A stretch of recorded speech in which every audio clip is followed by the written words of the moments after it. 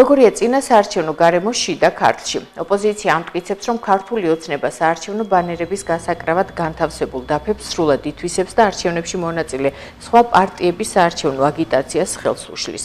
ასევე ლელო ძლიერი საქართველოს პირველი ნომერი განმარტავს, რომ შეიმჩნევა მათი პარტიის წევრებზე სხვადასხვა სახის ზეწოლის ფაქტები და ადმინისტრაციული რესურსის გამოყენება.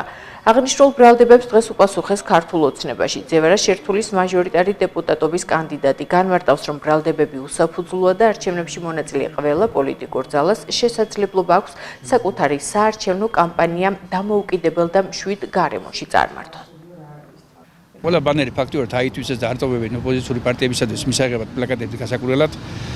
გამოიყენეს მაქსიმალურად თავისი რესურსი, როგორც პოლიტიკურად, ასევე მიმდინარე პროცესებშიც და არის გარკვეული ზეწოლები ოპოზიციური პარტიებზე და განსაკუთრებით ძლიერ საქართველოს, მაგრამ მაინც ბრძოლა უპრობისო იქნება და ჩვენი გამარჯვება მიღწეულ მიზანს მიაღწევს, რადგან ჩვენ ვიზით სამართლიანობისათვის და მართალი ადამიანი ყოველთვის აღწევს მიზანს. ეს მიზანი მიღწეულია და მიაღწევს ამას უკვე არჩევნებში 5 რიცხვში. საარჩევნო კამპანიამ აბსოლუტურად მშვიდ გარემოში ჩაიარა, მშვიდ გარემოში მიმდინარეობს, არანაირ ექსცესებს, არანაირ სხვა ისეთ ხელის შემშლელ ფაქტორებს ადგილი არ ქონია.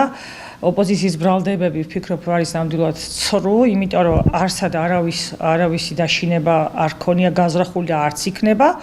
ყველას აქვს იმის საშუალება, რომ აბსოლუტურად მშვიდ გარემოში წარმართოს თავის წინა საარჩევნო კამპანია და შემდეგ უკვე არჩევნების დღეს უკვე რა თქმა უნდა ყველას ექნება იმის საშუალება და მშვიდი გარემო იქნება გარანტირებული ხელისუფლებისგან, რომ ყველა ადამიანმა თავისი აზრი დააფიქსიროს თავისი სრულის და შესაბამისად.